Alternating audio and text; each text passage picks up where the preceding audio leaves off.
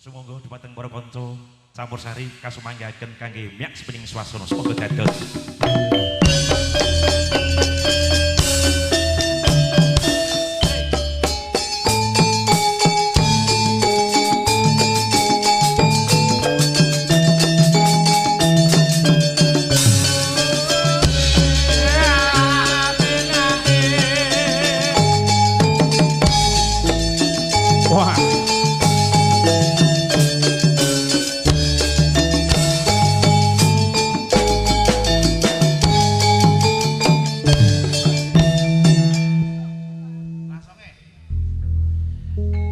Kula nuwun nderek tepang sawetawis katur dumateng sagung para tamu campursari Setya Manunggal mejelipun saking Bulusari Winong Boyolali ingkang dipun pangarsani kadang kula kinasih Raka Mas Ning Harsyanto alias Mas Entun sowan nganti 3 widowati ingkang dipun asuh Raka Mas Besmen Surabantala ingkang asta gendang ingkang rikmanipun nembe dipun gundul. Nah, menika pangasuhipun. Iku sakjane metu kok. Oh, alah sampeyan niku yo ngene-ngene kaya ngono, aja kaya ngono kuwi to, Mas. Gundul kerok lan liyane kuwi wis ora usah digagas. Malah nek babi ya. Kuwi yo kancane rasa digagas, Mas Besmen. Iya. Nggih, suwan setunggal mboko sawiji urut saking sebelah niki pundi niki? Mriko mawon kilian dhewe. Nggo. Diajeng Retno Manggali.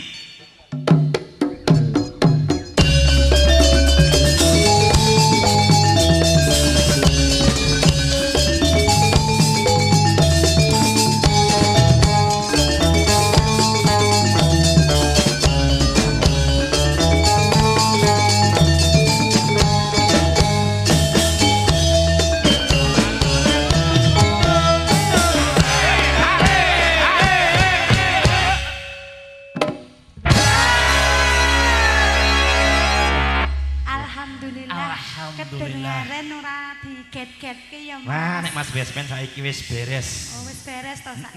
Nika sampun paloyo Temaing Jati Mas Gonge ora Besmen. digadekke tadi. Biasane mereka gawe gagete kanca. Oh ngono Ning lah siang iya to menika. Mas. Kaya ngene sing Senengane ngakon sok lagi. ngono kok. Sinten, Mbah?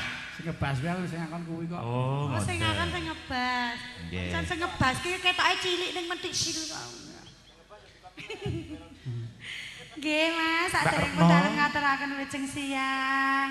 Wilujeng siang dumateng para rawuh sedaya, wilujeng pepanggihan kalian kawula sak rencang campursari ringkes Setya Manunggal. Nggih. Ngaturaken selamat ugi dumateng temanten kekalih. Selamat menempuh hidup baru, semoga menjadi keluarga yang sakinah mawaddah warahmah. Amin. Allahumma amin. Nggih. Mugi enggal pinaringan momongan utawi duriah yang saleh sasalaka. Amin. Amin. Ndang nimbali maneh ngono to Mas karep. Karepe ya ngono kuwi. Ayo. Kalau saat ini caos panglipur setunggal lagu kemawon iki tesih kathah acaranipun. Oh injih. Setunggal lagu kemawon Mas. Setengah lagu. Mboten gangsal Mas. Di Pripun? setengah lagu wae. Ah, boten. Nek setengah to Pak De yo. Aja marake Timbangane kogel. ya ora kepenak nek setengah. Oh iya. Ora seprapat sisan. Monggo Kang Mas paring berkah bawa. Ngono. Heeh. Cih. Nartine ra bawa iku amblek. Apane sing amblek? Anu suasanane. Nggih. Oh, no. Lamun arasa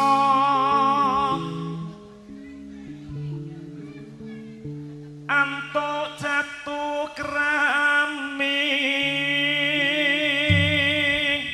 Jati kucenge ora-orane pedhot, Mas. Lah wong nyuwara kok karo dikucing ngono to. iki tak pik-pik iki gen rada tekan nggone Dipiyekke, Mas? saiki Oh, lah iya. ten prayitna Adarene, Mas. ing pamilih ira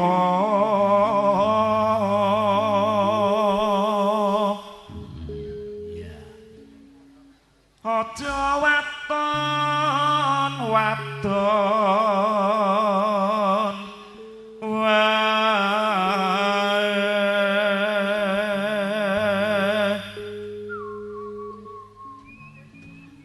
aja melek wong ayu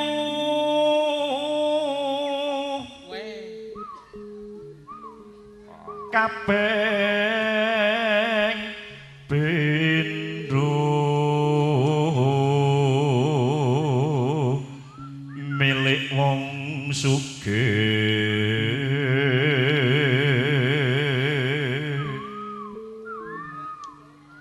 ping telu pangkat derajat iku bisa larut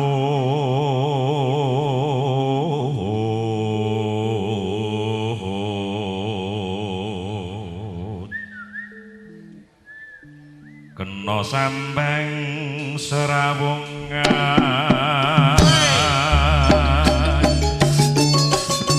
kabeh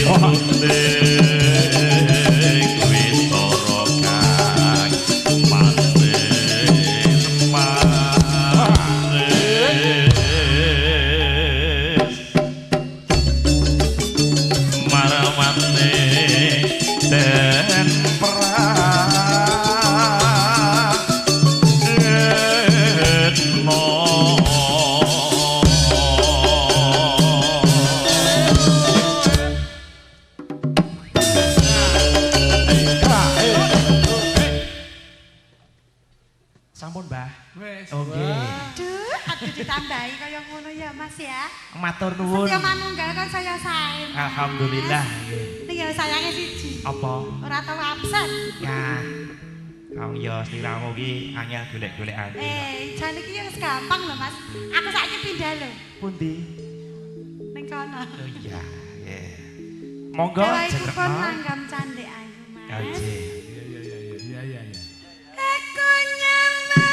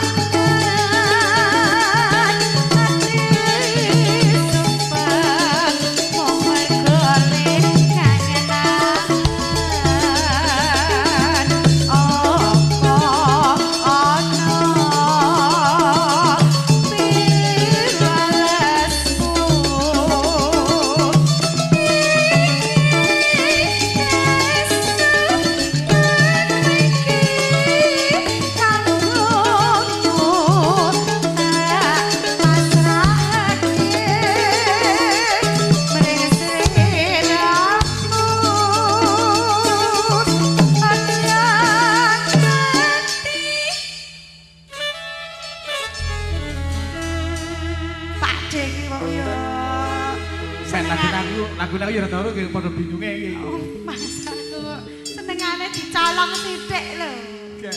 Yo. Aja sok nyolong ngono kuwi. Lah, ndak sengene sing duwe. Lah kon jalitin kok. Ngono ki mau.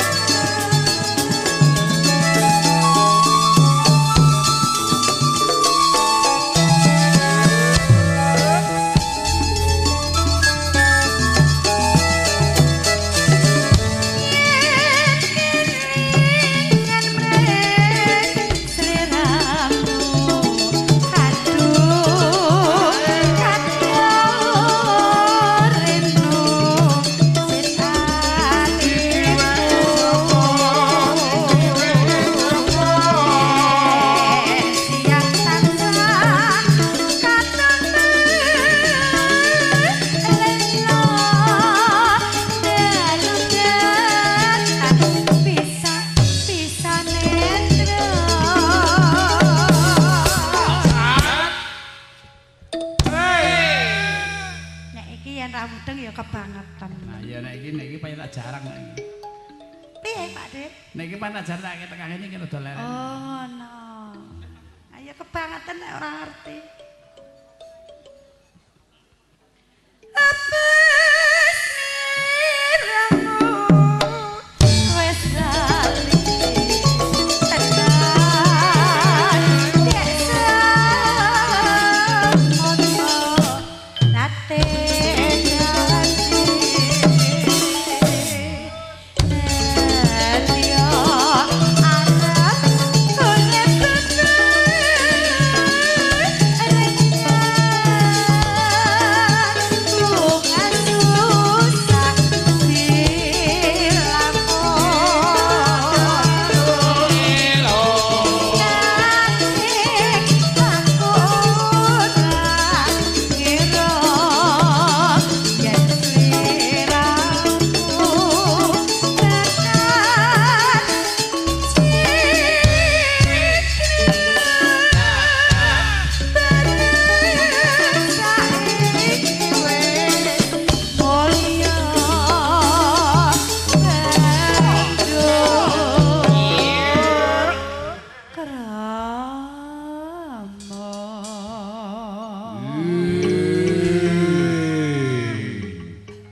Apa kowe Mas?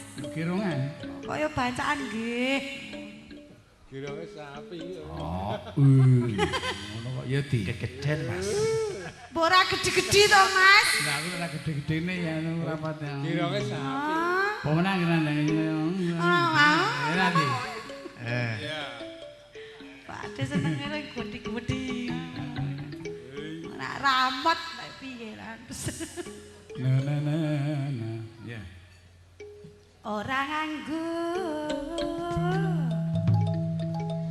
napa mboten Pak De Sura? Pak De Sura? Terserah. Kok terserah? Terserah. Lah nek tulis kleru ya Tin. Enggak senene saerah. Iya. Ya. Kanda.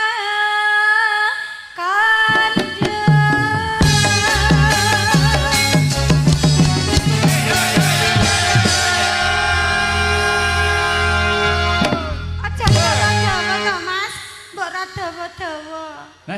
Aja dawa-dawa. Engko kurang. Ora. Ya, Ati. Engko nek kedawan terus. Engko nek kedawan. Ya, Ati. piye? Mereka ada kurang kan kojor aku iki jakan. Kurang. Ya, Kurang apa lho? Kurang gak aku nang nek nek nute kurang kan kurang mat ngono ya rasa. kurang emat. Ya Ya oke. kok dimatke. Unekno ngemu to, Ki. Sesemelang. Nah, ngono kok ya. Nek ngendikan ki sing cetok, aku ki ben krungu. Iya, engko tak kandhani.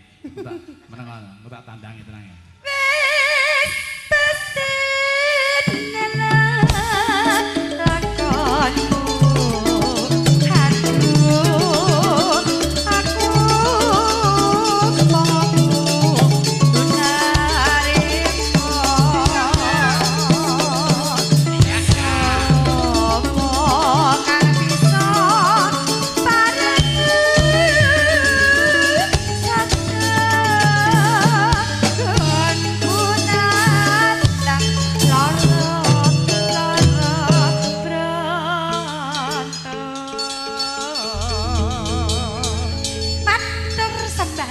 Semoga Kang Mas. Napa Mas? Oh iki dijaluk ta Mas? Rumangsa aku kok. Aku ngerti nek nggonamu ki penak mau tak jaluk. Nirna kuwi. Lah ya retno kuwi to. Miki iki penak banget lho Oh, Mas. pikir tak kira nek. Lah iya. Ah, senengane kok Suloyo lah ya. Aku ki ora neko-neko. Iya. Mungkin soalnya wis gerang ngono lho. Miki iki wis tuwa. Mas wis ben sak kanca. Nyuwun sewu. Dipun agung paksaminipun. Niki panjenengan sarowang kasuwun sumene sawetawis. Nggih. Sagung Pratamu kagung Saputri kinurmatan. Sawanipun campur sari Setya Manunggal wijilipun sakadan Mbulusari Winong Boyolali yang dipun pangarsani Raka Mas Ning Harisyanto kepareng badhe sumene sawetawis. Wonten ing kaldayangan siang menika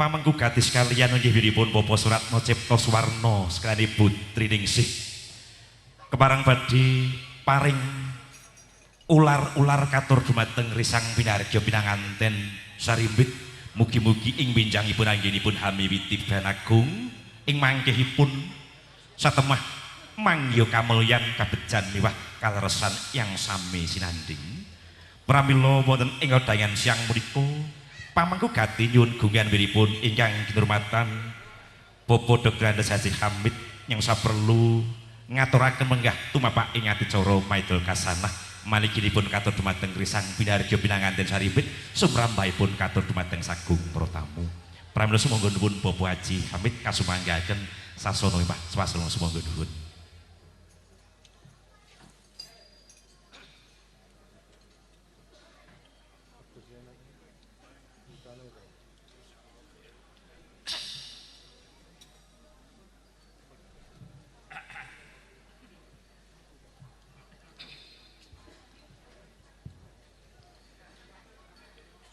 Assalamualaikum warahmatullahi wabarakatuh. Assalamualaikum warahmatullahi wabarakatuh. Waalaikumsalam. Bismillahirrahmanirrahim. Alhamdulillah alladzi qala fi kitabil karim wa min ayatihi an khalaqalakum min anfusikum azwajan litaskunu ilaiha. Wa ja'ala bainakum mawaddatan wa rahmah inna fi dzalika laayatin liqaumin yatafakkarun. Shadaqallahul adzim. Wa qala Nabi sallallahu alaihi wasallam at-tazwiju barakah wal auladu karamah fa inna karamatal aulad ibadah.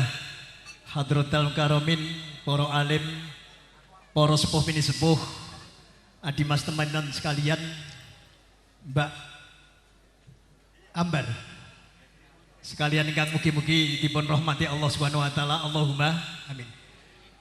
Pangombyong saking Sragen ingkang kinurmatan wonten kesempatan ingkang penuh maunah barokah fadilah siang niki monggo kita nderek mensyukuri nikmatipun teman-teman sekalian binikmati nikah kanthi kita ucapaken sareng-sareng maos kamdalah monggo alhamdulillahirabbil alamin. Shalawat salam kita cah kunjung wonten ngaso junjungan kita Nabi Agung Muhammad sallallahu alaihi wasallam ingkang sampun maringi tuntunan dumateng kula panjenengan sami ingkang sampun pikantuk jodoh sekalian adi mas temanten ingkang wekdal niki ugi sampun dipun paringi jodoh saking kersane Allah taala. Man ahabba fitrati falyatasanna bi sunnati wa min sunnati an nikah. Mugi-mugi pernikahan membawa berkah. Allahumma. Sekedhik perlu kita aturaken nyuwun pangapunten wekdalipun kula kedah tasih oper niku winjang saking Masjid Agung Kabupaten lajeng jam 12 teng Duglu niki mangke kula pindah dateng Putih Ngadirjo Karanggondang. Mula nun sewu kula nyuwun wekdal rumiyin tur niki ketok ereneng wong kademen kabeh sumuk. Nggih mboten? Ki mantene sumuk sing jagong sumuk penyanyine ya melu sumuk. Mula niki mangke mboten sadang-dangu perlu kita aturaken niki rahasiane Allah taala ingkang dipun paringaken dhateng titah menungso.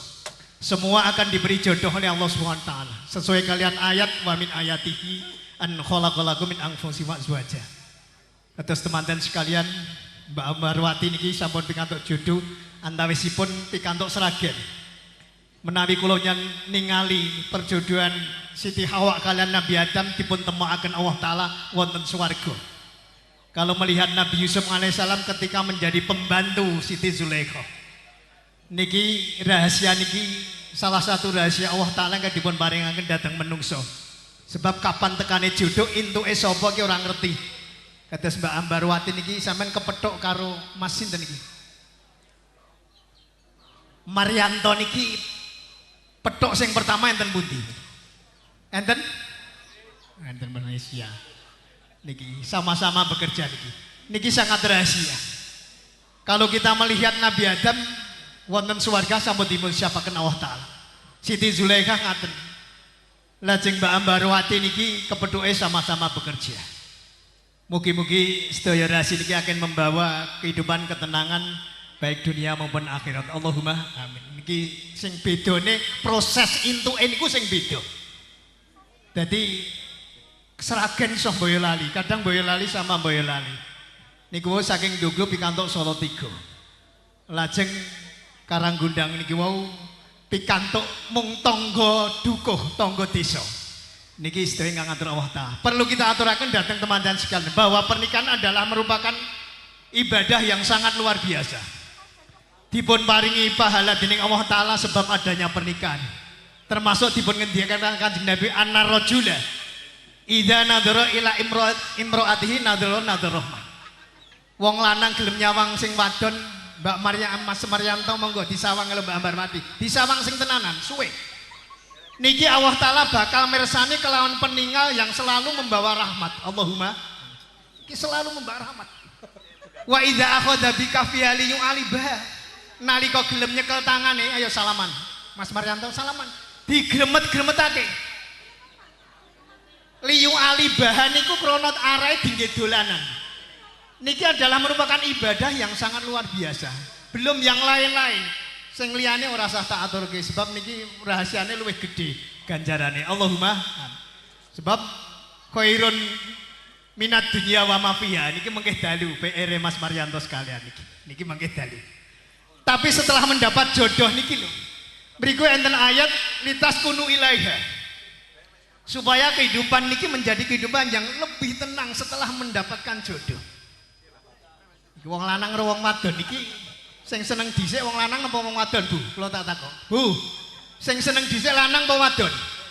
Wadon. Wadon nggih. Pendapat Seragen niki sing seneng dhisik wong wadon. Pendapat Boyolali niki sing seneng dhisik sinten? Wadon. Wong lanang, dadi skore padha niki, Pak. Tapi kalau kita melihat sejarah niki pancen betul. Nabi Adam butuh disiapkan Allah Ta'ala. Tapi Nabi Yusuf yang butuh niki Siti Zulaikha. Jadi antara perempuan dan laki-laki itu podo butuhi.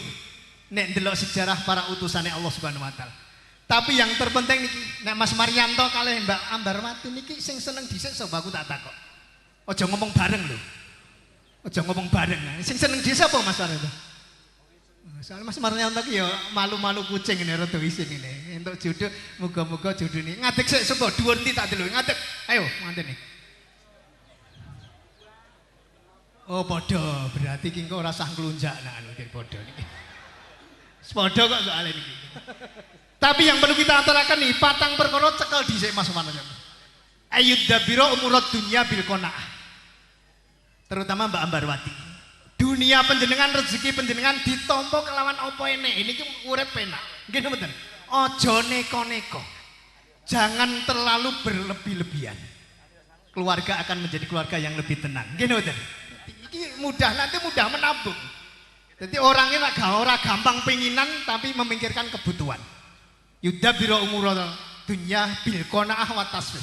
Usaha penjenengan yang menentukan Allah Ta'ala, tapi diterima dengan senang hati karena apa yang diterima itulah bagian rezeki penjenengan. Allahumma. Sing nomor kali wa yudabbiro umurul akhirah bil khirsi wal ajilah. Urusan akhirat jangan dilupakan. Ini kehidupan penjenengan kelanjutan. Sebab litas kunu ilaiha niki kudu menunjukkan hubungannya menungso kalian Allah Subhanahu Wa Taala. Jadi muga-muga urusan akhirat niki yondang cepet-cepet duweni rasa seneng ngibadah penjenengan Mas Maryanto sekalian. Allahumma. Jangan lupa ini akan membentuk suatu kehidupan rumah tangga yang penuh keberkahan. Yang ketiga, yudabbiro umurad dini bil ilmi. Urusan agama harus disertai dengan ilmu yang sungguh-sungguh. Jadi nek orang sungguh-sungguh kok penjenengan sok gampang maleh. Duwe agama gampang punya paham tapi maleh. Karena apa? Tidak sungguh-sungguh dengan ilmu penjenengan nanti. Muga-muga isi tambah mencari ilmu meskipun sudah hidup berumah tangga. Allahumma. Yang terakhir, wa ayyudabbiro umura khalqi bin nasihah wal mudawamah wal midaroh. Kehidupan kemanusiaan diawali karo mertua itu adalah sesepuh penjenengan diri. Hukumnya sama, moro tua kalian wong tuane dhewe ini hukumnya sama. Sama-sama dhewe. Bin nasihah kelawan saling memberikan petunjuk, pitutur. Dadi engko nak Mbak Ambarwati yang kurangi penjenengan memberikan. Begitu juga Mas Maryanto ada kekurangannya berikan kelebihan panjenengan dengan Mas Maryanto. Niki kan. Karo marotua. Sebab yudabiro umura khalqi bin nasikani perlu kita aturaken dadi wong sing nguwongne wong. Dadi Mas Maryanto bilih Mbak Ambarwati niki ya wong. Engko diwongne aja disepeleke. Begitu juga Mbak Ambarwati karo Mas Maryanto. Mas Maryanto adalah manusia. Hormatilah sang suami, hormatilah sang istri. Karo moro sepuh sing memberikan penghormatan. Sebab enten sing moro tuwa karo mantu ki ora gathok. Enten mboten Bu? Seragen enten mboten? Boyolali enten mboten? Padha. Moro tuwa karo mantu ora gathok. Padahal ada perintah yudabiru umur khalqi bin nasikah, saling memberikan pengertian. Insya Allah nek engkau dadi wong sing gampang wongne wong akan menjadi panjenengan dan kehidupan rumah tangga lebih tenang dan akan mendapatkan keselamatan. Allahumma amin. Mula patang perkara cekel insya Allah rumah tangga panjenengan moro sepuh lan wong tuane dhewe akan menjadi satu. Dan kepada tetangga kula yakin ning Boyolali karo ning Sragen engko padha kerasane. Allahumma amin. Semanten lan mekaten ingkang kita aturaken nyuwun pangapunten sebab niki muga-muga enten mriku tasih enten wekdal ingkang badhe kula jijegan enten mriku. Kula dongaaken manten sekalian muga-muga menjadi temanten keluarga yang penuh keberkahan. Allahumma amin. Al-Fatihah. Bismillahirrahmanirrahim. Iya karena Bismillahirrahmanirrahim. Allahumma sholli ala sayyidina Muhammad istina Muhammad shalli wa sallim habati rasul ajma'in. Alhamdulillahirabbil alamin. Hamdan syakirin, hamdan naimin, hamdan sabirin, hamdan yufi ni'amah wa yukafi mazidah. Ya Rabbana lakal hamdu kama karim wa adil sultanik. Allahumma ighfir lana wa li walidina wa li masaikhina wa li jamil muslimina wal muslimat wal mu'minina wal mu'minat ya ibadu wal ammat. Allahumma sholli ala sayyidina tunadina bil ahwali wal afat wa taqdil jamil hajat wa tuturim jamil sayiat wa tarfa'una bi indaka darajat wa tuballighuna bi asal ghayat min jamil khairat fil hayat ba'dal mamat. Allahumma ablana min azwajina wa dzurriyyatina qurrata a'yuni waj'al muttaqina imama. Allahumma antas salam wa minkal salam ilaika ya'udus salam. Aina rabbana bisalam wa adkhilna jannata darussalam.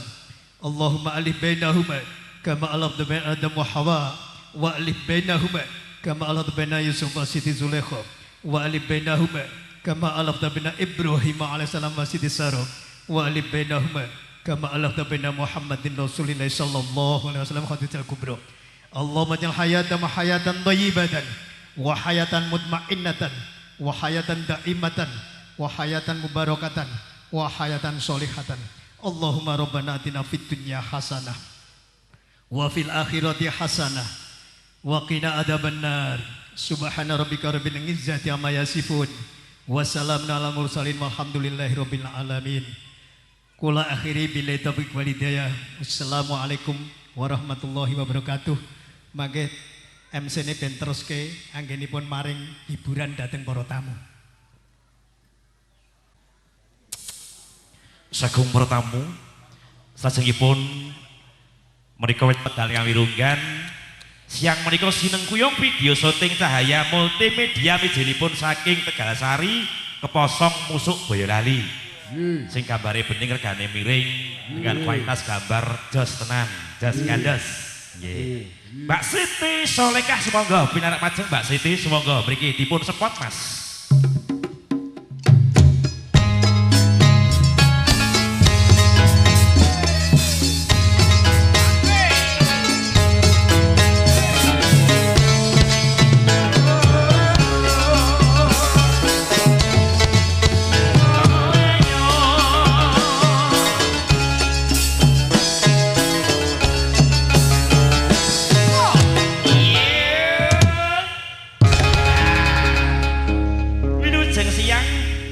Siti siang Mas Nardi menika seniwati saking Pengging sinden sing kondang kaloka sane sinden pop nggih saged rock nggih saged blues menika panci wis gaweane Ini dari dalang khusus.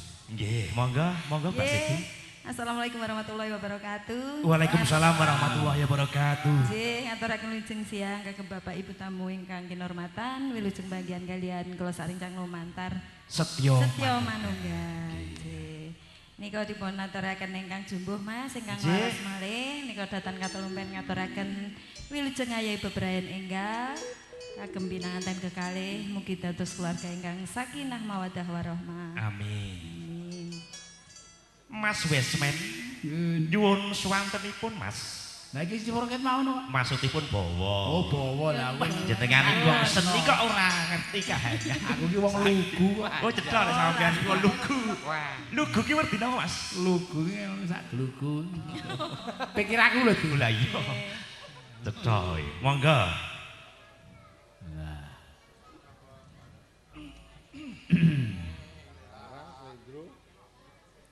Jeneng kula mambu kenyang